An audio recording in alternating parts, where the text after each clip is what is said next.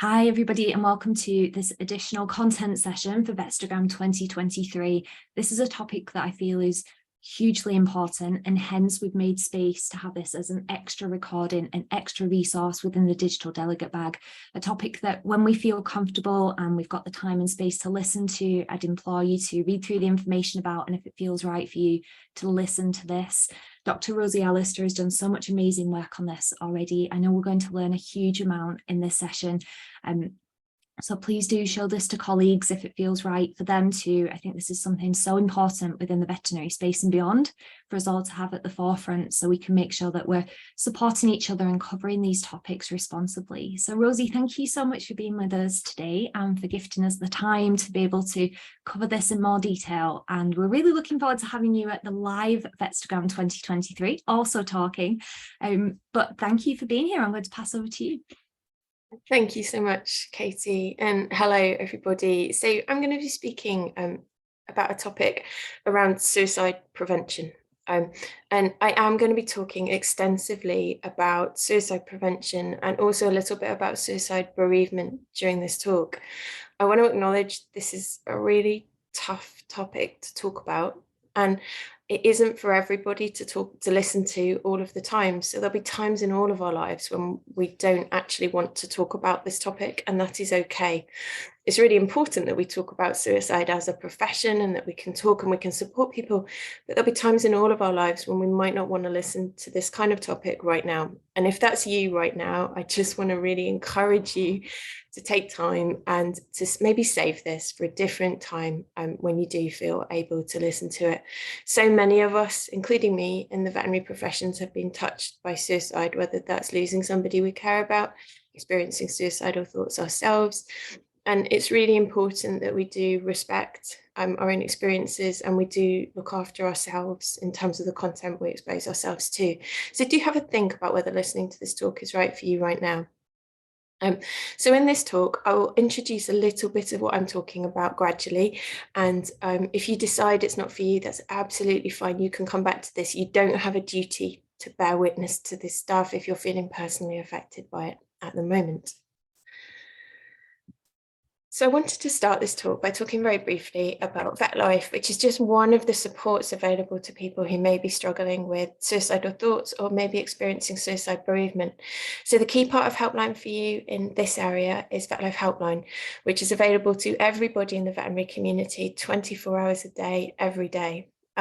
It's a free, confidential space where you can talk to a peer, so somebody with understanding of the veterinary profession, about anything you want to. About 1 in 20 of our callers is experiencing suicidal thoughts at the time that they call. We also have a support service for practices bereaved by suicide. If you think that you know somebody who's been affected by suicide and could benefit from that service, if you look up suicide postvention and Vetlife, you'll find our suicide postvention guidance and more information about the support we can offer to practices. If you're experiencing unmet mental health needs, you may also be eligible for our Vetlife Health Support Service, which is available to veterinary nurses and to vets and to students in the veterinary professions who've got unmet mental health needs.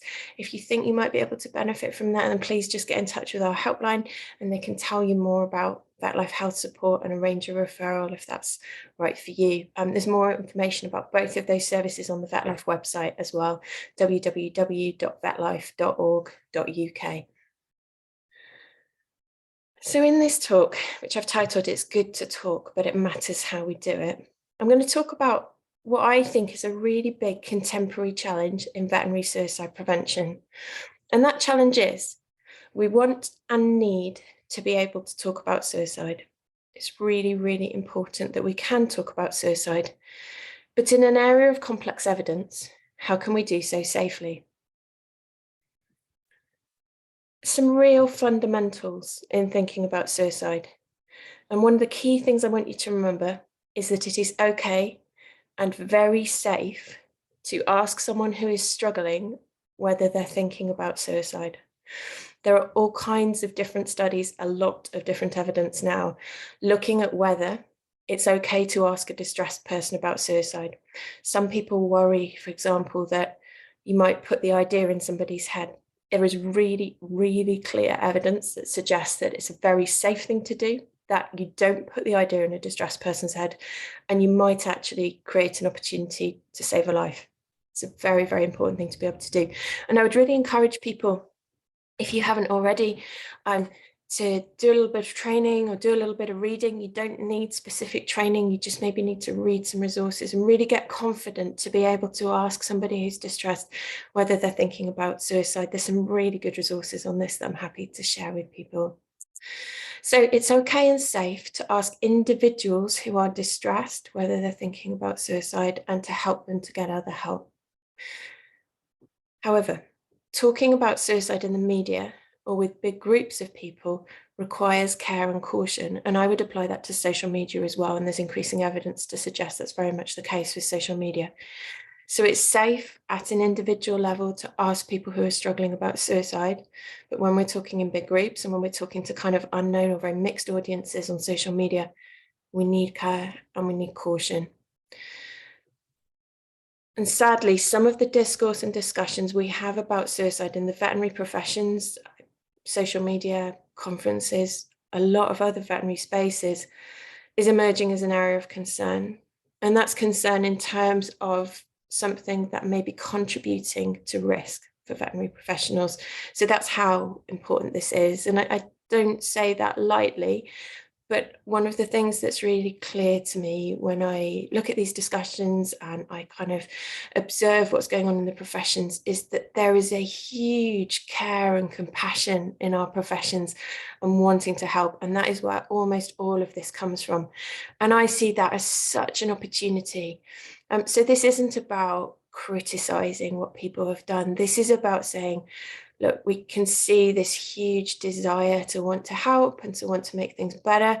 So given that desire is there, let's follow the evidence. Let's think about how we can do this in the safest way possible. So this is about looking ahead and thinking what we can do well and maybe being aware of things to be careful of. So I'm going to start with a bit of context, and this part is a bit of sort of statistics, a little bit of numbers about deaths by suicide in the veterinary professions. And when I say the veterinary professions, most of the evidence is about veterinary surgeons. There's a bit of evidence about veterinary technicians in the United States. There is nowhere near enough evidence about veterinary nurses. That's a real lack of evidence in this area, and one that I really strongly would encourage people to support us in doing more work in. When we talk about deaths by suicide and we talk about numbers, I'm always really aware that behind these numbers are real people who we cared about and we loved, and lots of us have lost. And it's really important that we don't ever lose sight of that when we talk about numbers around suicide. So we know the suicide rate in the veterinary professions is elevated in many countries in the world. There's been systematic review looking at the prevalence of suicide among veterinary surgeons, and there's also elevated rates among veterinary technicians. There is a lot of misinformation about veterinary suicide, and that can sometimes be unsafe.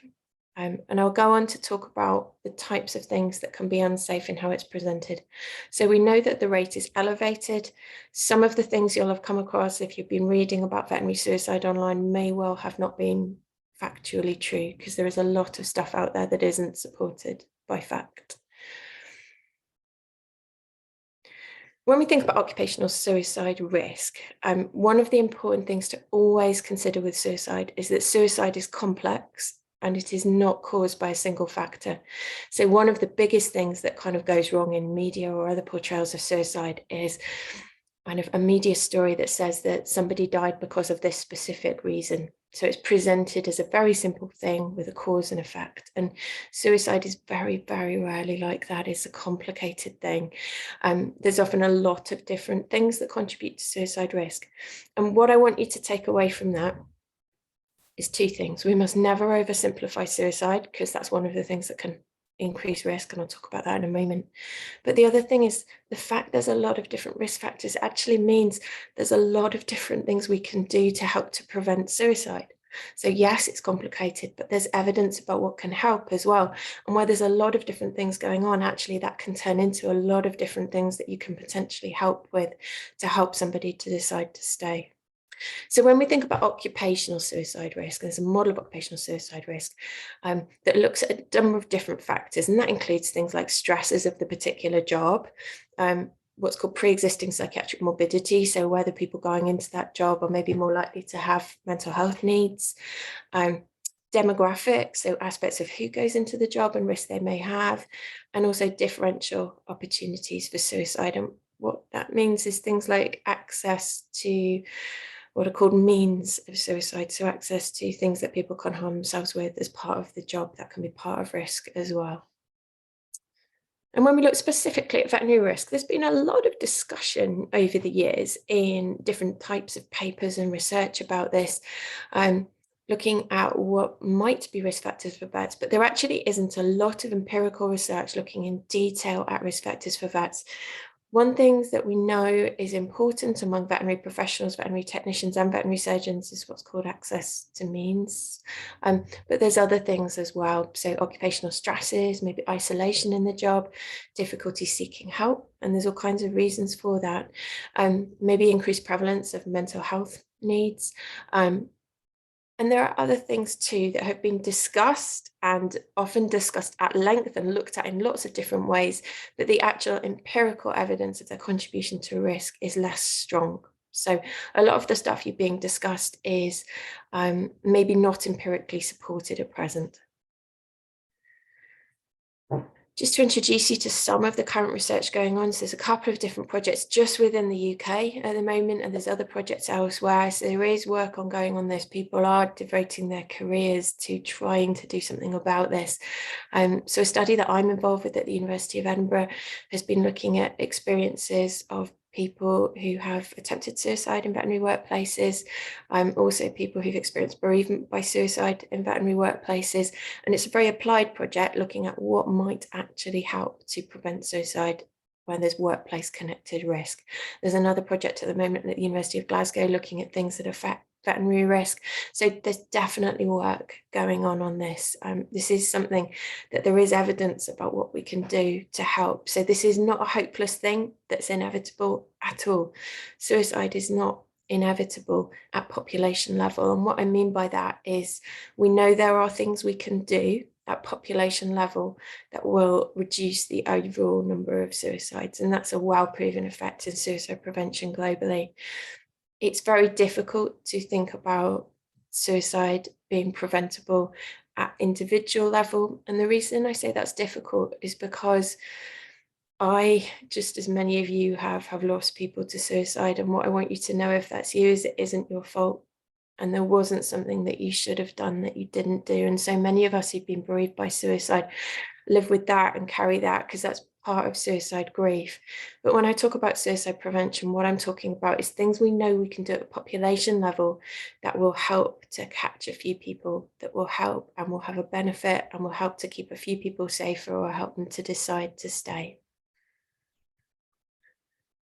So this talks about media influence on suicide, and I'm going to think about media influence in a number of different ways. I'm going to start with kind of traditional media, so some of the history of this that's looked at print, broadcast, media, cultural portrayals around suicide, and then I'm going to come on to speak a little bit more about social media, which is more of an emerging area of evidence. So we know that media can play a significant role in either enhancing or weakening suicide prevention efforts. So it can be a good thing or it can be a bad thing. It is a powerful thing in suicide prevention. And you might not feel very powerful as an individual creating content, but we have a lot more influence than we think. Media reports about suicide can minimize the risk of what's called imitative suicide or can increase the risk. Now, I'm going to introduce an idea here that's sometimes a little bit difficult to think about, which is around what's sometimes called imitative suicide, used to be called suicide contagion, sometimes is called suicide suggestion. All of those words feel clumsy and don't feel right. But what imitative suicide is suicide where there is a death that occurs that wouldn't have occurred otherwise. And so what we know is that sometimes when there are media portrayals of suicide, there are deaths that occur subsequent to that wouldn't have occurred otherwise. And so it's about people being exposed to content about suicide and that influencing a decision that they make to end their life. And that's how stark and how serious this effect can be. And there's lots of evidence about that, which I'll come on to. So the media can provide useful information about suicide, or they can spread misinformation about it. And one of the features we see in veterinary content about suicide, particularly on social media, is there is a lot of misinformation about suicide. One of the things I sometimes do when I'm talking with new graduate vets is I ask them, or with veterinary students, is I just ask them what they know about veterinary mental health. And I don't raise the topic of suicide with them. I just ask them what they know about veterinary mental health and wellbeing. And almost every year for the last 15 years, I will be answered with a whole range of things they have heard about veterinary suicide, most of which aren't true.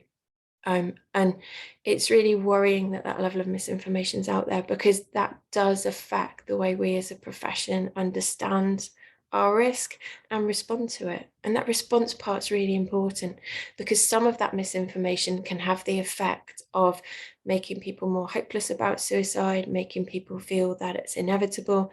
And those are two really dangerous things that we don't want people to feel. So some of this work actually is very, very old in terms of understanding this effect. So in the late 18th century, Goethe published a book called The Sorrows of Young Werther. And this was a story about a young man who killed himself after falling in love with a woman who was beyond his reach. And the novel was implicated in a series of suicides. So the book was about suicide of a young man. And then subsequent to the publication of the book, there was a series of suicides connected to the book. So many of those who died were dressed in a similar way to Werther's description in the book, or were using a very similar method, or were found with a copy of the book. So this is why media effects around suicide are sometimes called the Werther effect. It's named after the book. And the book was actually subsequently banned in a number of different European countries. There have been a lot of studies since. There are now over 100 studies on this. So this is not a kind of a matter of opinion or a small kind of area of evidence. It's a well-evidenced thing. The World Health Organization has guidance on media effects of suicide. A number of different countries have guidance on media effects of suicide. So this is a well-proven effect. So in the 70s, there was a study that looked at the number of suicides in the month after a front page article about suicide. And that compared those months with months where there was no front page article. And where there was a front page article, there was an increase in suicides. Imitation effects have also been found after the broadcast of television series. There's been a number of different studies that have looked at that. And as I said, there's been over 100 investigations into imitative studies of suicide now, and there's strong evidence that the way suicide's talked about in broadcast, in print, in cultural portrayals of suicide in fiction, can affect and can influence suicide. One of the most recent ones that's talked about and has been well studied was the program 13 Reasons Why, and there's been a lot of studies that have looked at the harmful effects of that program. And one of the really sad things about that is that people knew that that program was going to be harmful and tried to talk about it before as well. There's also a potential protective effect of media. So there is evidence on the potential for media to exert positive influence. Now, this is more recent and there is less evidence on this, so we can be slightly less sure of how to do this well, but there is guidance on this. So this is from studies where people have considered best practice media reporting of suicide and whether that could actually lead to a reduction. So the absolute opposite, rather than increasing suicides, could it actually help if you do it well? And we know that where you introduce media guidance, so not to do it wrong, that can reduce suicides. There was a study in Vienna that found that, and particularly looked at subway suicides. There's also a more recent effect described as the Papageno effect, and this is named after a character in Mozart's Magic Flute who thought about suicide but changed his mind. And what this is about is could certain ways of talking about suicide actually be protective? So not only could we not harm people, but actually could we help people out in the way that we talk about suicide? The researchers have found, and again, this is a smaller base of evidence, but there is some evidence, that a specific class of articles that think about positive coping or sense of mastery in crisis, so people have had a crisis and it's been horrible, but they've found a way through it, were associated with decreases in suicide rates. And other things that have thought to be helpful from research that's available is material that helps people to find ways to cope or provides people with information about suicide prevention. So maybe helpline numbers, ways to get help, those kinds of things. Now, crucially, this isn't an offset. So you shouldn't do the behaviors that we know are potentially harmful and then stick a helpline number on the end and think that's going to be fine. That isn't how this works. It isn't an offset. It's about not doing the stuff that's potentially harmful and doing this instead. So media reporting of suicide can lead to subsequent additional suicide behaviors. And among those can be deaths that statistically would not have occurred otherwise. This is more likely under some circumstances than others. So in particular, things that can make this worse are repeated coverage, high impact, high profile stories. And this is something we definitely see amplified in social media. And it's one of the reasons why social media can be a real concern for people working in suicide prevention. The effect of a report about suicide on subsequent suicides, on imitative suicides, is greater where the person described in the story is a celebrity or is held in high regard by the reader or viewer, or particularly where the person can really identify with the person who's died. And there have been studies about does using a photo of the person increase subsequent risk, those kinds of things.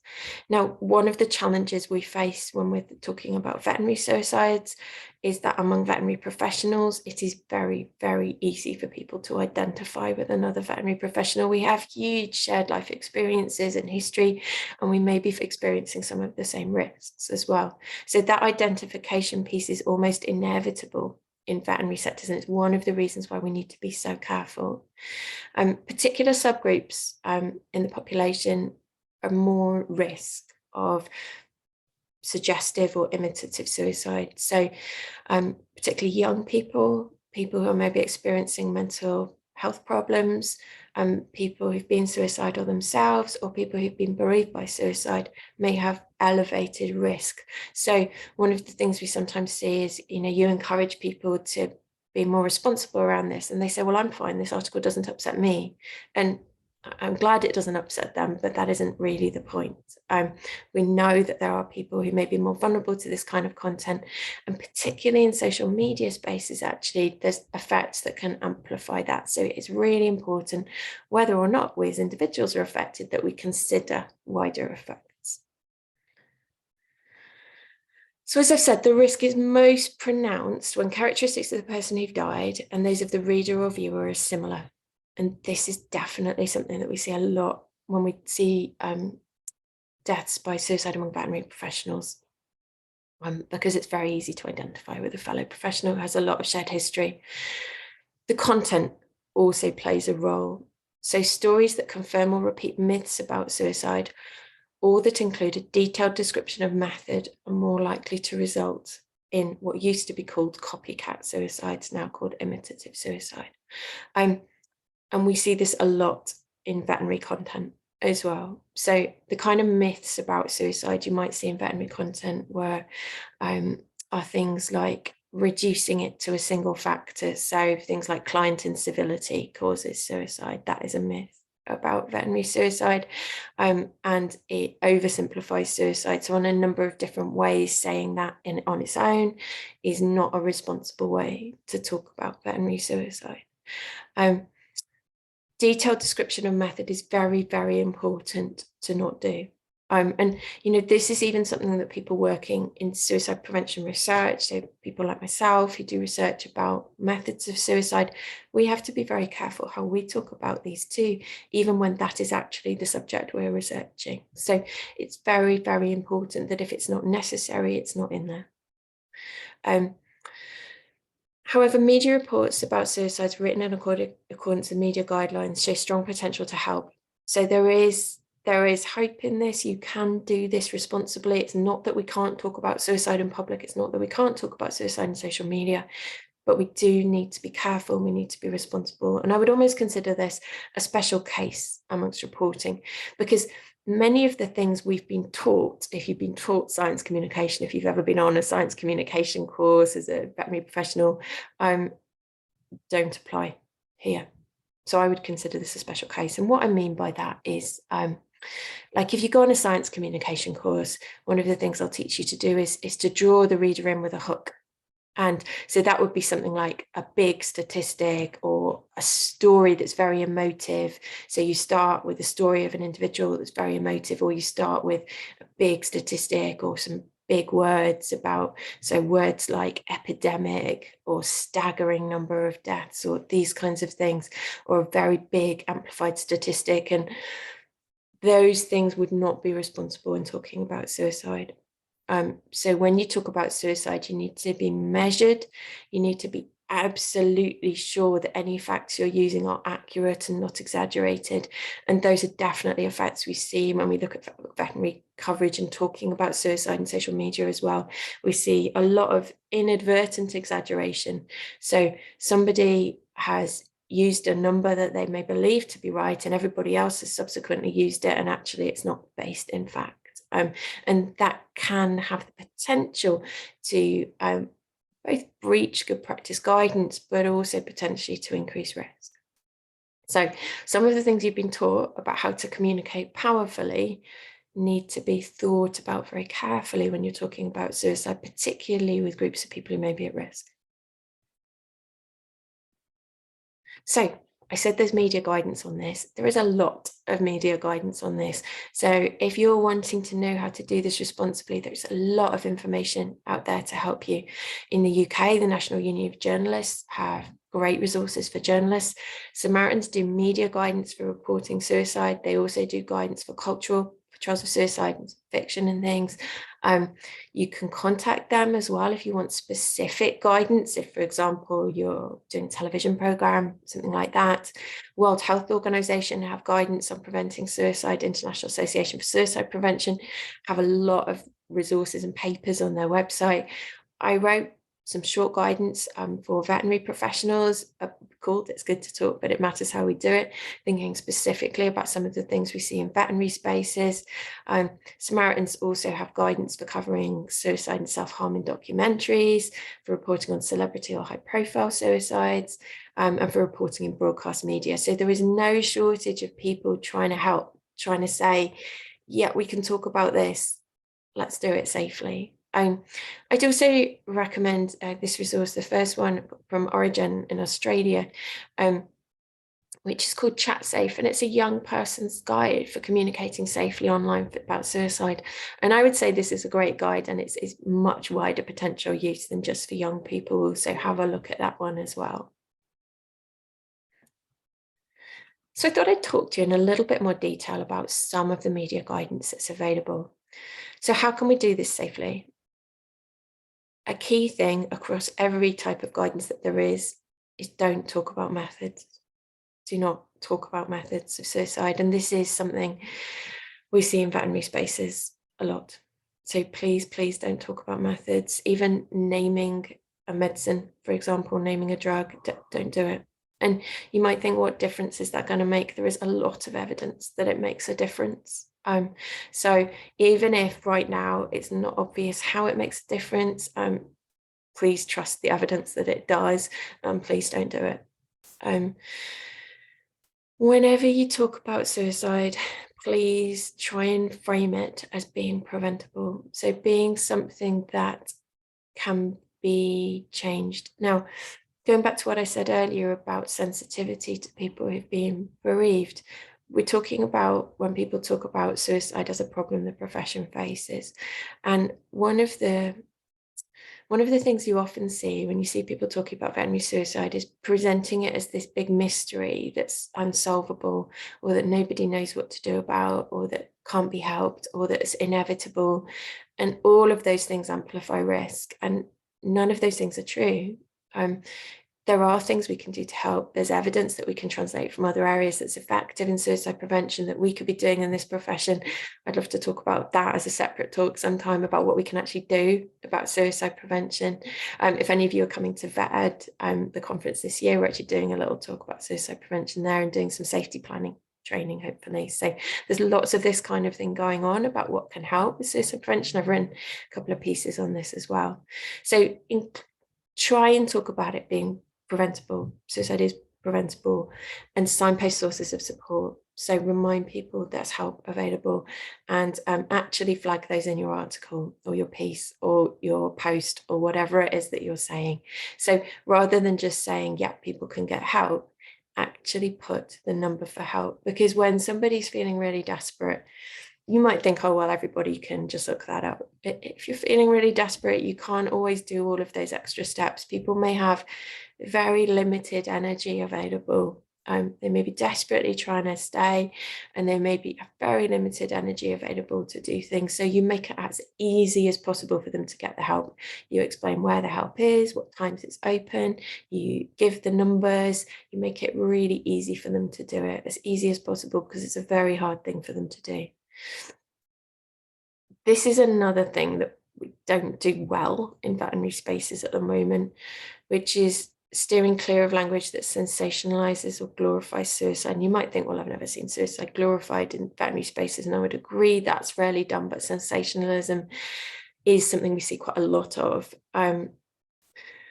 So we should avoid dramatic posts or headlines and strong terms such as epidemic. They're not helpful. They can increase risk. Please also never suggest that someone died instantly or their death was quick, easy, painless, inevitable, or a solution. So phrases like they're at peace now, those kinds of things. Whilst for people who are bereaved, those may be very important. There is no need to post those in big spaces where you've got a mixed or unknown audience, because that can increase risk for other people. Don't refer to a specific site or location, so things like notorious site or hotspot, and don't give any details of the manner of death. Avoid dramatic, emotional, sensational pictures or video footage. So we talked before about how, when you're taught like science communication, like how to communicate powerfully, emotion and storytelling is a really powerful way to do that. And we must resist previous training or the urge to do that when we're talking about suicide. So you might think, gosh, I can get a lot of traction and interest in this topic, and all interest in this topic is surely going to be helpful. So here's my really emotive post. That is the kind of post that may inadvertently, though very well intentioned, it may increase somebody else's risk. And I know that's not what people are intending to do. So although it may be very emotive, it may feel very powerful, with that power can come risk as well. So things that are powerful enough to help, as we know, as trained clinicians, are also powerful enough to harm. And that's why where there's evidence about something, we need to be responsible. So also avoid excessive amounts of coverage and overly prominent placements of stories, such as front page splashes or linking to previous stories. And again, this is something that, although the evidence doesn't come from social media because it's older evidence, this is a worry about social media and suicide. So when, for example, there's a trend of, people saying we must all change our profile picture to indicate that somebody's died, those kinds of things, that's quite alarming to people familiar with evidence about how to prevent suicide media effects. Because what people with lived experience or feeling suicidal have told us about that, and this isn't evidence from studies at the moment, this is things people tell us, is that can make it feel like it's everywhere, that it's happening to everybody. Because as soon as you log in, you see, information, you see, change pictures, you see indications that somebody's died, and it just feels very, very, very common. And whilst the people who are doing that might think, I need to raise awareness and awareness will help, the type of hyper awareness we sometimes have in veterinary spaces may not be helpful. So So it's about thinking about how can we do this responsibly? So how can we grieve and be sad and seek connection and community with other people who've been affected? Because those things are important and matter, but without making it seem like this is something that people who are vulnerable feel they can't get away from. So that's a really important balance, and it's one that I don't think there's good enough guidance for yet for social media spaces. I think that's really lacking, and this isn't to blame anybody or to say, oh, you're doing it wrong. It's to say, we know that people who want to raise awareness want to do so because they care a huge amount and they want to be part of the solution. And so this is saying, well, our best knowledge is at the moment that part of the solution is about being careful about how we present this topic in big spaces where there's a lot of people looking at it. So more social media guidance is social media particular caution. This is partly because there are some spaces on the internet where people who are very vulnerable can be encouraged to take their own life, and that's awful. So not everybody is well-intentioned, and that's not something we see much at all in veterinary spaces, but it's just being very careful that sometimes the internet can be a very difficult place for people who are vulnerable. It can also be a place where there's help and support and people maybe connect with things that help them, but it's somewhere where there are dangerous things too. And there's been a lot of discussion of that recently in a number of different countries, including the UK. You may have seen it in the news, discussion about social media and suicide. Another thing to consider with social media is opening comment sections on stories about suicide. One of the things we quite often see, particularly in veterinary spaces, is people who are very close to the person who's died being very, very affected by comments. So I sometimes hear that people saying, oh, well, you know, surely people will like to see lots and lots of comments about somebody they care about. Yes, they might, but in a very uncontrolled way. A lot of those comments can be harmful. They can say things that maybe clumsily are very upsetting to the people who are bereaved or affected by the death. And sometimes those comments can inadvertently contain things that breach good media guidance about how we talk about suicide in public places. And that's not because those people have deliberately set out to do wrong. It's because this is a specialist area, and it's not the specialist area of everybody in a veterinary social media space. It's really important not to include any content from suicide notes or messages from the person who's died. Those can increase risk. Speculating about the trigger or cause is almost always an oversimplification and should be very strongly avoided. This is one of the things we see a lot in discussions around veterinary suicide. And in many ways, it's really understandable, because one of the things that when you're bereaved by suicide that you want to do is understand why. And that's part of suicide grief. And you will often find yourself going over and over in your head trying to understand why, or what could I have done to prevent this? And there can be a huge misplaced guilt as well. And sometimes it's very understandable why people in veterinary spaces have maybe oversimplified an issue. So an example of oversimplification would be saying that somebody died because there was, for example, a complaint from a client or something like that. And whilst we know that certain features of veterinary work, including perhaps complaints, can elevate risk, suicide is very, very rarely caused by a single factor, and we know that oversimplification can increase risk. So we shouldn't do it. We also know that certain groups are more susceptible to suicide imitation or contagion, what used to be called copycat. And so when covering deaths of young people, think really carefully about giving undue prominence to the story. And that's not because we don't care about the person or because the person's life wasn't important. It's because we're trying to protect people who remain. So don't repeat the use of photographs, sort of be really careful about use of things like galleries, anything that's very emotive around the topic. yes, there is absolutely space for people to process emotions who are affected by the death directly, but online spaces it can be difficult to manage those. And I'm happy to talk in more detail, and there's more guidance in the postvention guidance for anyone who is bereaved by suicide about memorialization and things like that. That's something we talk about a lot when we're supporting practices who are bereaved by suicide. So there are ways to do it, and there are ways to do it online, but there's things to be careful around. So coverage that reflects wider issues around suicide, including that it's preventable and that there's help available, is really important in any post about suicide.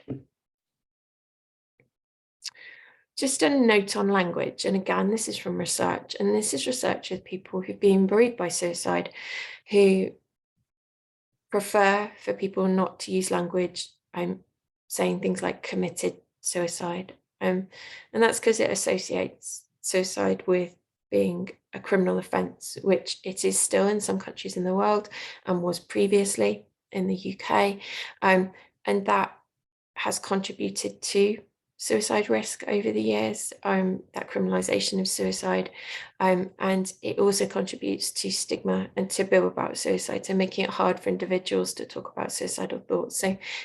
So people who have experience of this area prefer language such as died by suicide or ended their life. And you don't need to remember all of this if it's feeling like a lot. This is all in the media guidance. So for example, you read the Samaritans media guidance, this is in there. Also avoid things like successful or completed suicide. It's awful to think about somebody who has attempted suicide and survived to think that somehow that was unsuccessful or incomplete. It wasn't. I am just so glad that we have an opportunity to help and that they've given us an opportunity to help them to stay. So avoid successful or completed suicide, and instead use died by suicide or suicide attempt. Also avoid epidemic, wave of suicide, cry for help, and particularly epidemic or wave or massive rise or like big sensational language is definitely something we see in veterinary spaces when people talk about suicide. And that is not because people set out to do harm, it's because people care, and that's how they've been taught to talk about something where you want to make people aware of it. But what I would say about veterinary spaces is people are usually aware already. So there is not a big piece of awareness work to be done around the problem of suicide in veterinary spaces. What there is awareness work to be done around is what we can do to help. Because in my experience, people have a very good knowledge of that people die by suicide and we need to do something about it. There are very few people in veterinary spaces who you still need to convince that we need to do something about this. What people are usually more unsure about is what we can do. So let's focus on that instead. So thinking specifically about social media and suicide, there is increasing evidence that the internet and social media can influence suicide-related behaviours, so suicide attempts, self-harm, deaths by suicide. Social media provides challenges for conventional social media guidance. So if you go and read the social media guidance, you'll find some of it very much refers to older media. Social media also has features that may further affect imitative suicide, and it can include things like discursive intensification and amplification of emotive suicide-related content. And this is one of the things that's been talked about a lot at inquests and things, is how some people who are vulnerable may have lots of suicide-related content coming their way. So if they've done searches relating to suicide, does that then increase the amount of content that comes their way? And so one of the things as individuals in this that we need to be careful of is just thinking about what we post on this topic and thinking about making sure that everything we post has ways of people getting help, and that even viewed alone is a helpful and is a positive thing. So it's being really careful around media guidance. We do see discursive intensification and amplification of content in veterinary spaces. So this is where, maybe, for example, where there has been a death, and then a lot of people are affected by it in different ways, and people can be affected by a death even if they didn't know the person, if there's an aspect of it they identify with, but sometimes in social media spaces that can become very intense in terms of the way that it's spoken about. You can have amplification effects, like, for example, the ones I said where people maybe, everybody shares a picture, those kinds of things, then that can be or everybody changes a profile. Those things can really amplify both how prevalent suicide is, so it can make it seem much more common than it is, but it can also add levels of emotional intensity as well.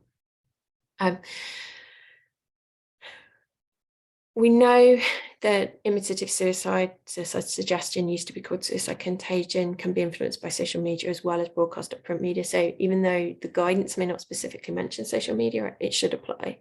And breaches of media guidance, responsible discussion of social media are really common. And as I've said, I and others have concerns about some of the stuff we see in veterinary social media spaces. So it's inadvertent harm we see in veterinary spaces. I don't think that people set out to do harm. I know that vast majority of people are doing it because actually they want to do something about it and they really care and they want to help, and also they're hurting. So many of us carry pain with us around this topic and have been personally affected, and that's something that I think when you talk to people about veterinary suicide at individual level, you become very aware of very quickly that so many people have been affected. Veterinary professional culture also has some concerning narratives around suicide. I'm happy to talk more about those another time. So some evidence suggests that exposure to certain veterinary narratives around suicide combined with bereavement by suicide may act to form what's called a cultural script about suicide, and may act as an enabler, increasing risk. So this is something that's been discussed in some of the work.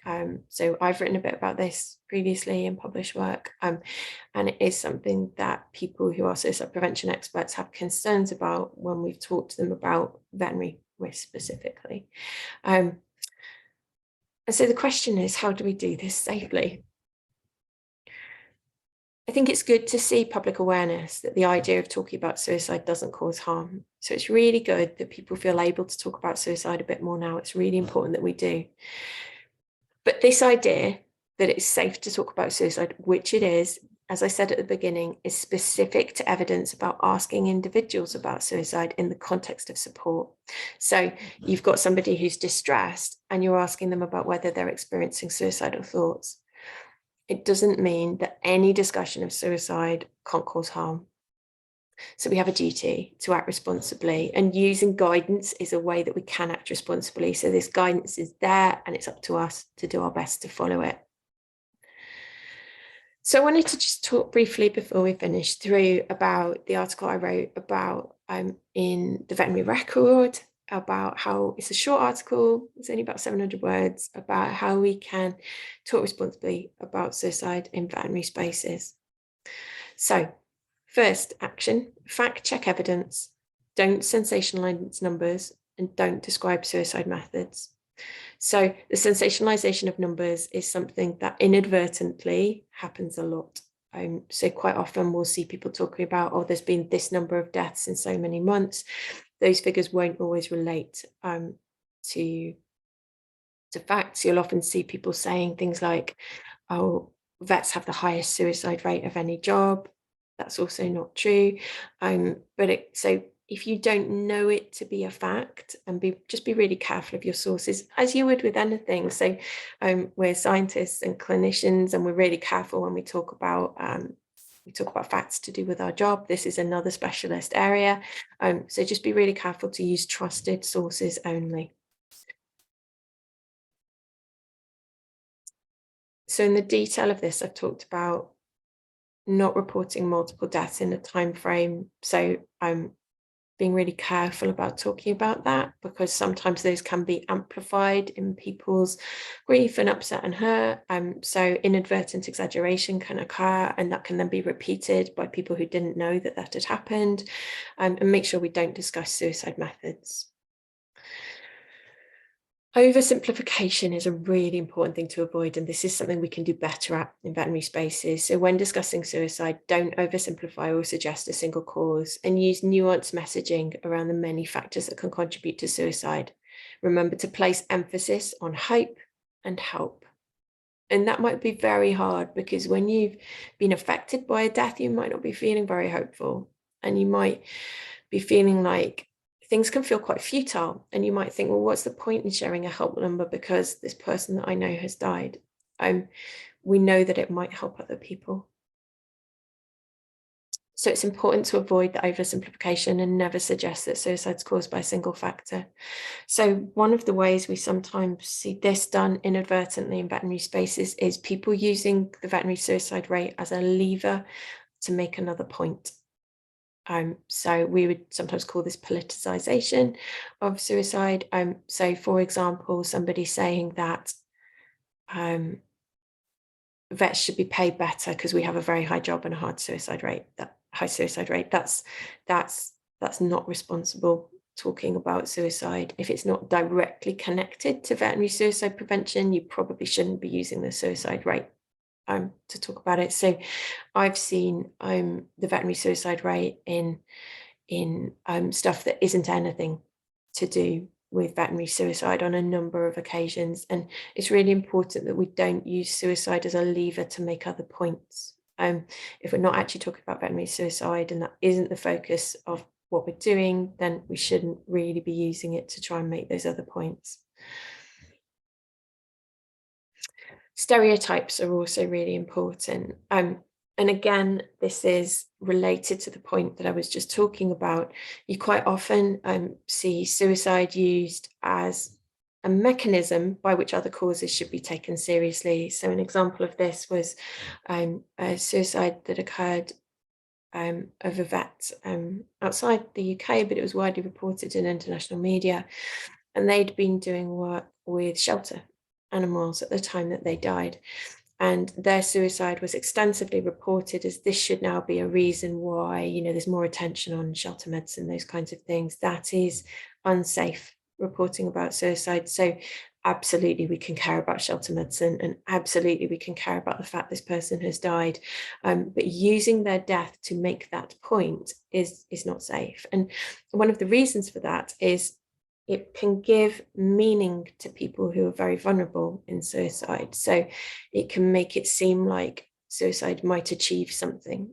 So if somebody really, really cares about a cause and they're very vulnerable, to them, that kind of reporting might make them feel like, well, I can't achieve this point in life, but I might be able to achieve it in death.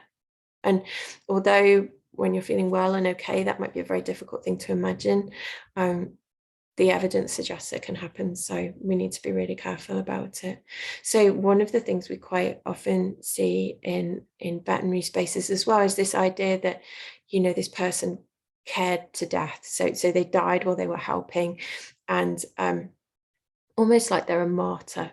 So they cared so much about their animals that they've sacrificed their life for this cause. And that is, again, a very unsafe way to talk about suicide. And please don't do it. Being insensitive to people who are bereaved is also something we need to be really, really cautious about. So as I've already talked about, the politicization of deaths by suicide can really, really upset families and people who've been directly bereaved, because they may know that there were many, many different factors involved. It can be very, very difficult when you've lost somebody to see their death co-opted for everyone else's current political cause. That is immensely distressing. So when writing or sharing about suicide, only post what you know to be true and encourage other people to do the same. So don't share posts where there's even the smallest element of something that might not be true. Avoid speculating about an individual's thoughts or feelings, and avoid sharing any information that you don't know for sure to be accurate.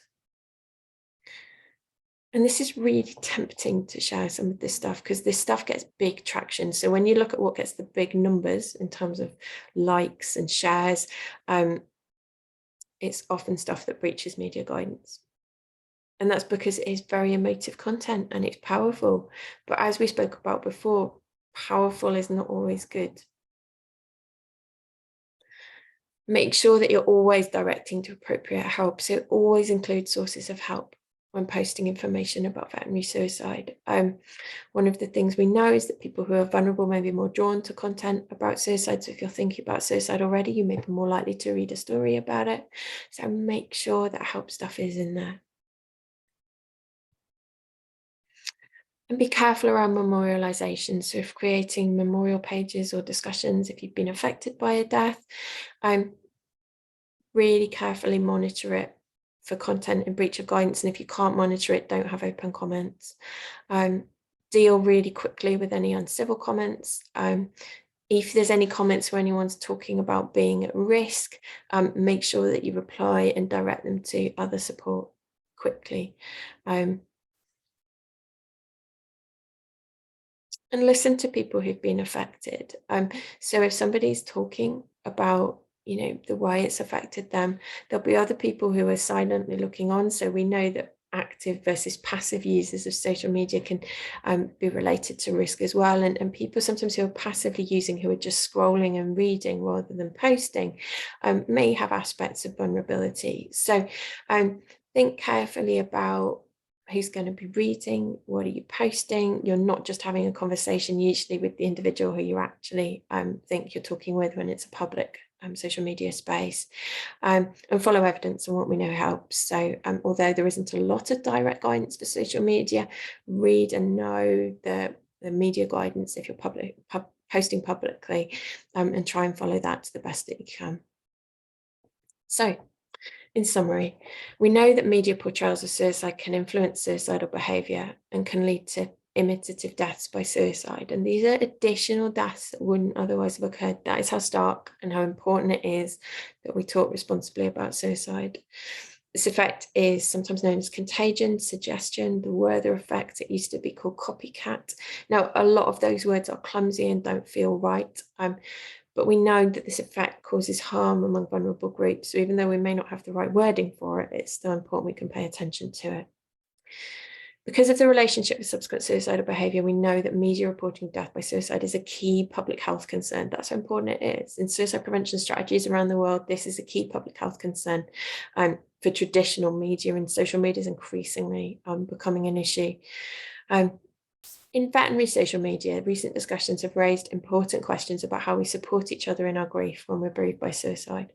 It is so important people bereaved by suicide have spaces to grieve and spaces for support, and peer support is incredibly helpful. This pain is well known by many of us, and it's much too common. There is a lot we can do to help to support people. Some types of media content around suicide can increase the risk. And we must do what we can to prevent it. So responsible discussion has a part to play, as does support and training for veterinary professionals. So we all know how to support someone who may be struggling with suicidal thoughts. So going back to the beginning, and something I mentioned a few minutes ago as well, that it is safe to ask individuals who are distressed about suicidal thoughts. And if you don't feel confident to do that, there's lots of training available to help. But if you haven't had the training and you do feel confident, then please just do it. You don't need special wording. You don't need special training. One of the things we know about suicide prevention is that lay interventions, so interventions from people with no training, just bystanders, can have a really positive benefit. Access to timely and effective help and support for people affected by suicidal thoughts and for people who may be at risk, including those bereaved by suicide, is absolutely vital. So it should absolutely not be the case that our suicide prevention efforts stop here. That is not what I'm saying at all. This is one thing that can help. There are lots of other things that can help that we must be doing as well. And access to timely and effective help and support is a big part of that. Another part of that is massively important is thinking about what are the factors that contribute to veterinary risk and doing everything we can to mitigate those. And I'm doing research in that area. Other people are working in that area too. Lots of us are trying to do things about that, and there is evidence about what can help. So if you're not familiar with that evidence, let's have that conversation, because there are things that we can all do about this.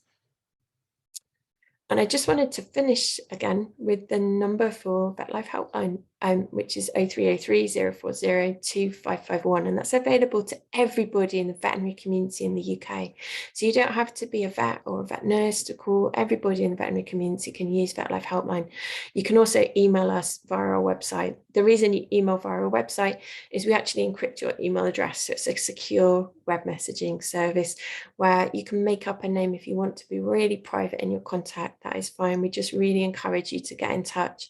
And whatever you're going through, whether it's that you're supporting somebody else, whether it's you've been affected by suicide, or whether you've experienced suicidal thoughts yourself, please do get in touch. We really want to be there to hear from you and to have the opportunity to talk about it and to support you. So thank you.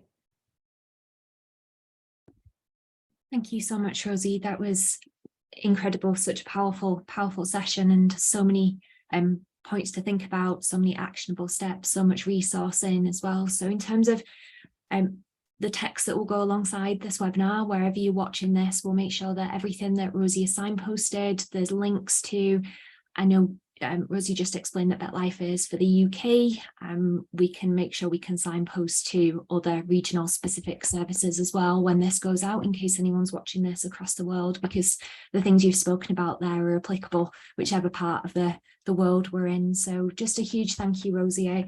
And thank you to anyone that's got to the end of this as well, for spending that time actually learning about something that is so incredibly important. So thank you, Rosie, and thank you everybody for watching this too. Thanks, everyone.